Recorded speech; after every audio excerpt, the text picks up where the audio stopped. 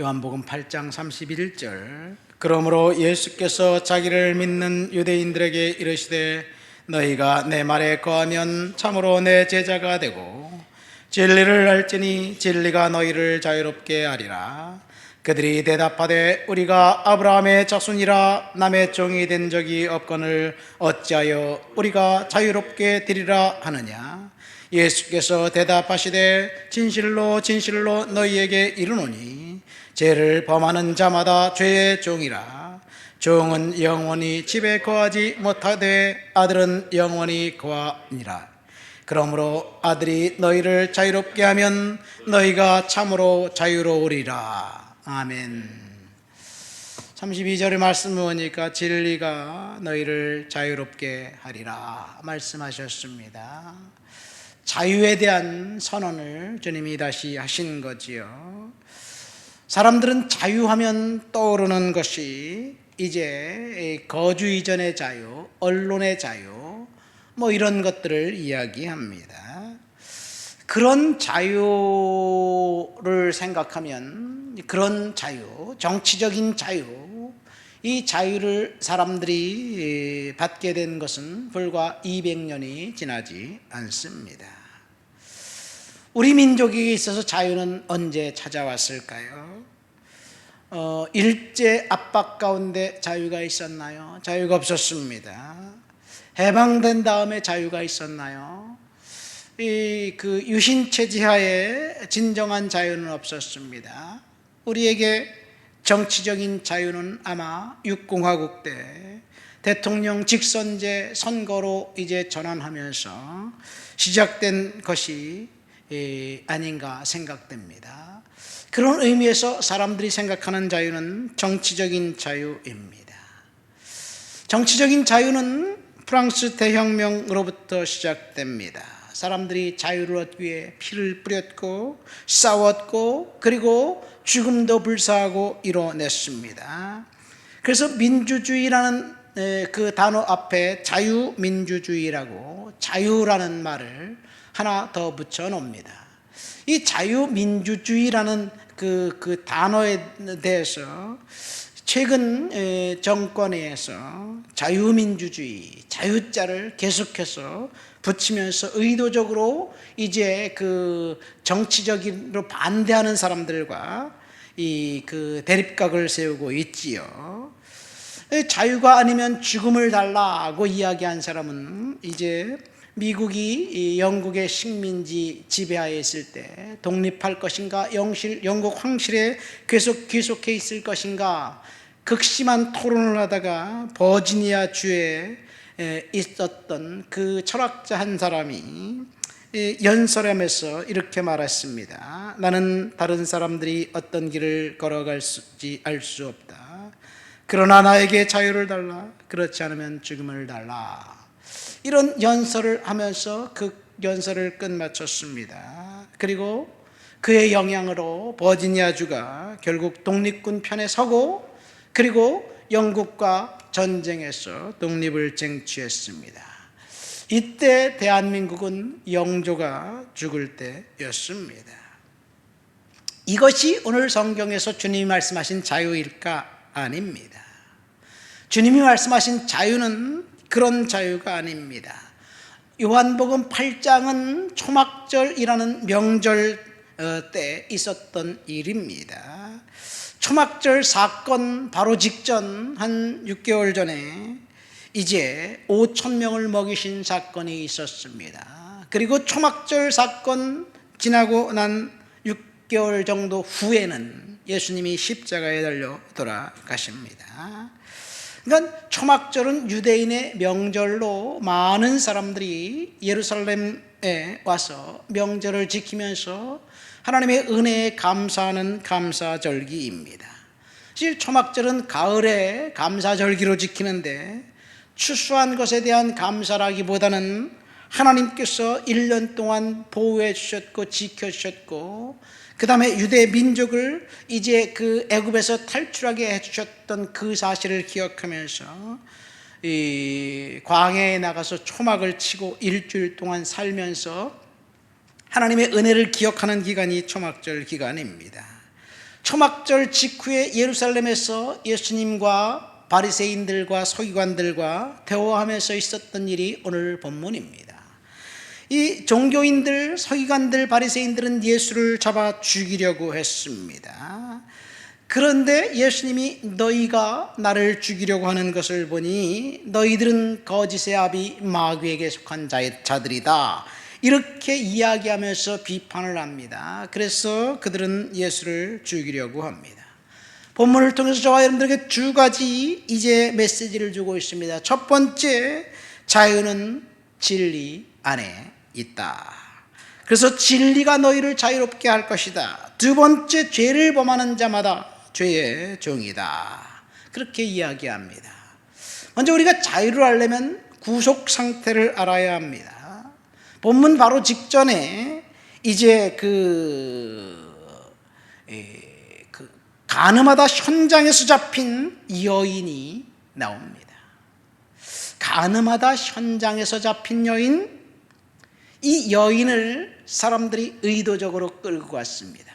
그런데 가늠하다 현장에서 잡힌 여인, 그 시간이 공교롭게도 이른 아침입니다. 이른 아침에 가늠을 했다? 메이크 센스가 안 됩니다. 부정적으로 볼 때 그 여성은 음란의 포로가 된, 죄의 노예가 된 여성임에 틀림없습니다. 주체할 수 없는 정욕을, 감당할 수 없는 정욕 때문에 노예가 되어서 시도 때도 가리지 않고 죄에 노출되어 있는 상태, 그 여인은 분명히 죄의 노예였습니다. 근데 그 여인보다 더 심각한 것은 사실은 바리새인들과 그 서기관들, 종교인들입니다.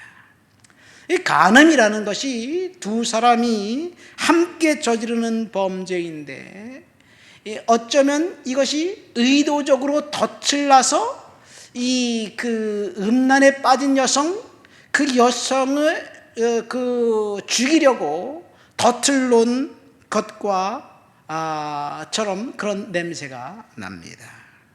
남자 파트너는 도망가도록 방주했습니다. 다분히 의도적입니다. 그리고 여성을 끌고 와서 수많은 사람들 앞에 세워놓고 돌을 들어 치고 죽이려고 합니다. 누군가의 조력에 의해서 이제 그 일이 벌어진 것 같습니다. 요즘 우리나라에 그런 일이 있죠. 명품백이라는 희대의 사기극을 어떤 사람이 벌였습니다. 누군가의 조력으로, 의도적으로 다가가서 몰래 카메라를 이제 가지고 촬영하면서 이 명품백을 전달하다가 걸렸어요. 그 사람이 법원에 출두해서 하는 말은, 아니, 죄를 짓지 말아야지. 전달은 내가 잘못입니까? 대통령이면, 영부인이면 받지 말아야 되는 것 아닙니까? 이렇게 떳떳하게 이야기합니다. 의도적으로 연출하면서 왜 깨끗하지 않았냐고 이제 오히려 책망합니다. 가늠하다 현장에 잡힌 여인과 비슷한 그런 상황입니다. 물론 가늠하다 현장에 잡힌 여인이 죄를 졌습니다. 명품백을 받은 것 사실은 받지 말았어야 했습니다.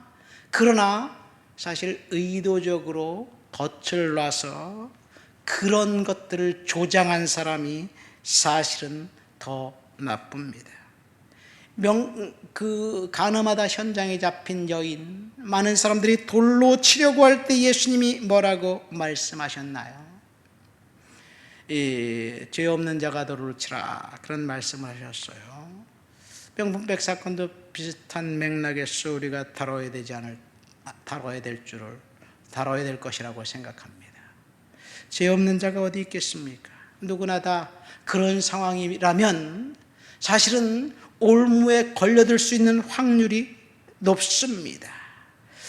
그래서 우리는 예수님이 다뤘던 방법으로 그 방법을 이제 다뤄야지, 특별히 종교인이라고 탈을 쓴 사람들이 정욕에 눈이 먼 그 여인을 상대로 은밀한 거래를 하게 만들고, 그리고 현장을 급습해서 이 잡아서 죽이려고 하면서 그 여인을 죽이려고 한 것이 아니라 사실은 예수님을 죽이려고, 예수님에 대한 모종의 그 모략이 숨어 있죠. 명분백도 마찬가지가 아닌가 생각됩니다. 그래서 예수님이 그 여인을 그 돌로 죽일까 말까 예수님을 향해서 이제 돌을 들여서 죽이려고 하는 사람들에게 주님이 뭐라고 말씀하셨습니까? 너희가 아브라함의 자손이냐? 그럼 아브라함처럼 해라. 아브라함은 너희들처럼 덫을 놔서 사람들을 죽이려고 하지 않았다. 직접적으로 비난합니다. 그리고 41절에 이렇게 말합니다. 너희는 너희 아비 마귀가 행한 일을 너희도 하고 있다 라고 말하면서 44절에 너희는 너희 아비 마귀에서 났으니 너희 아비의 욕심대로 너희도 행하고자 하느니라. 그는 처음부터 살인한 자요 진리가 그 속에 없으므로 진리에 서지 못하고 거짓을 말할 때마다 제 것으로 말하나니 이는 거짓말장이요 거짓의 아비가 되었습니다. 바리새인들을 향해서 마귀의 자녀, 거짓말장이, 거짓의 아비, 처음부터 살인한 자, 도둑질한 자라고 책망했습니다. 마귀처럼 욕심을 버리지 않으면 너희들은 죄에서 자유로울 수 없다고 책망합니다. 이것이 주님께서 그 여성을 향해서 하신 말씀이고, 그리고 종교인들을 향해서 하신 말씀이었습니다. 죄의 올무에 걸려들면 누구나 다 사탄의 밥이 될 수밖에 없습니다. 오늘날은 더더욱 그래요. 옛날에는 은밀하게 잘못한 죄, 그런 죄를 도망가서 새 사람이 되어서 살 수가 있었습니다. 그리고 시간이 지나면 공소시효가 지나서 그 사람이 더 이상 죄라고 이제 죄를 밝힐 수가 없습니다. 그러나 오늘날에는 사실 그런 기회가 사라졌어요. 인터넷이 있기 때문에 어떤 죄를 저질렀든지 간에 혼자 그냥 삭히고 회개하고 참회하고 경건하고 거룩하게 새 사람이 되어 살려고 하는 사람도 또다시 인터넷을 들쓰고 그의 과거의 죄를 이제 드러냅니다. 최근 국회의원 당선자가 고등학교 시절 학폭을 가했다는 일 때문에 뜨겁지 않아요? 물론 학폭을 가한 그 죄의 대가는 받아야 됩니다. 그렇지만 자기가 은밀히 숨겨놓은 그 죄가 언제든지 다시 자신을 발목을 잡고 그리고 자신을 구속하는데, 그래서 죄는 올무이고 죄는 저주입니다. 반드시 해결해야만 합니다. 회개하기 전에는 자유가 없습니다. 나다넬 호돈이라는 사람이 쓴 주홍 글자라는 책을 보세요. 젊은 청교도 목사 딤즈데일 목사와 헤스터 프린이라는 한 여성도가 이제 그 은밀한 사랑에 빠져서 간통죄를 저지릅니다. 근데 사실은 그 헤스터 프린이라는 여성은 불쌍한 여인이에요. 부모님의 강요에서 로저 칠링워드라는 늙은 남자와 결혼했는데 이 사람은 가정에 대해서 책임을 지지 않아요. 결혼을 하고 타지로 이주하고 난 다음에 집에 나타나지도 않고 가정에 대해서 책임을 지지도 않습니다. 너무나도 힘들고 외로웠습니다. 그런데 삶에 지쳐 있습니다. 자기를 도와주고 있었던 젊은 목사를 보면서 사랑에 빠졌어요. 둘의 은밀한 사랑은 임신으로 치달아 이제 거기에서 클라이막스가 생깁니다. 딤즈데일 목사가 간음을 저질렀고 헤스터 프린이 간음을 저질렀습니다. 그런데 사람들은 그들의 행위를 보면서 이제 그 돌을 던지려고 합니다. 이 헤스터 프린, 그 여성 가슴에 A라는 adultery, 간음이라는 그런 글자, 주홍색 글자를 달고 평생을 살아갑니다. 근데 그 여성은 끝까지 함구하지요. 끝까지 자신의 죄를 고백하지 않습니다. 그 딤즈데일 목사와 우리 도망가자라고 이야기하는데 마지막 축제 때 딤즈데일 목사가 자신의 죄를 고백하고 죽어요. 그리고 그 헤스터 프린은 자기가 낳은 딸과 함께 가슴에 A자를 새기고 영원히 열심히 섬기며 봉사하며 살아갑니다. 마을 사람들이, 아이들이 이야기합니다. 저 할머니 왜 A를 가슴에 달고 있어? 너 모르냐? 그 A는 엔젤이야. 할머니 엔젤이 아니냐? 엔젤이 되었습니다. 여러분, 죄에서 자유되는 길은 회개밖에 없습니다. 회개한 자들에게 하나님이 주신 은혜, 그 은혜만 죄에서 자유롭게 됩니다. 그래서 오늘 본문 진리가 너희를 자유롭게 하리라 말씀하시고, 예수님은 이제 마태복음 11장에 수고하고 무거운 짐진 자들아 다 내게로 오라, 내가 너희를 쉬게 하리라.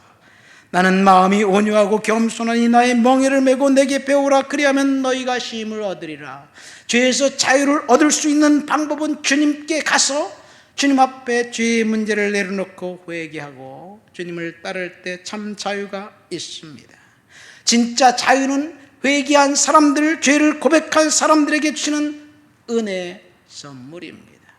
겉으로 죄를 짓지 않았다고 자신은 그 현행범이 아니라고, 나는 죄인이 아니라고 생각하면서 돌을 던지려고 하는 사람들은 오히려 바리새인들과 이제 서기관들처럼 이 죄의 종이 되어서 마귀의 자녀가 되어서 그렇게 하나님 앞에서 뻔뻔하게 살아가고 있는지 모르겠습니다.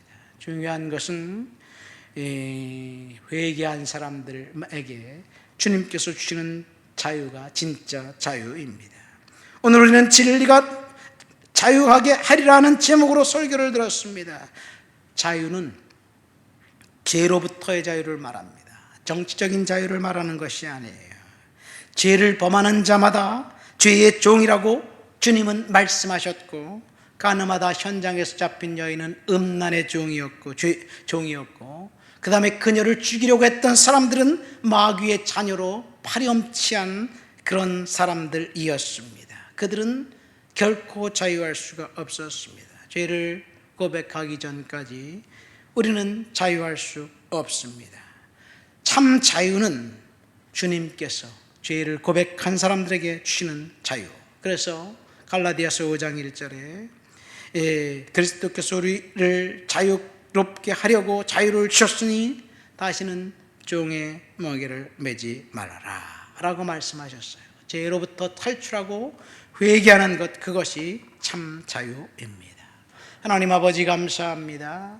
진리가 자유롭게 하리라는 그 말씀을 듣고 예수 그리스도의 능력과 은혜 아래, 십자가의 보혈 아래 자유를 누리며 믿음으로 살아가도록 주여 도와주시옵소서. 예수님의 이름으로 기도합니다. 아멘.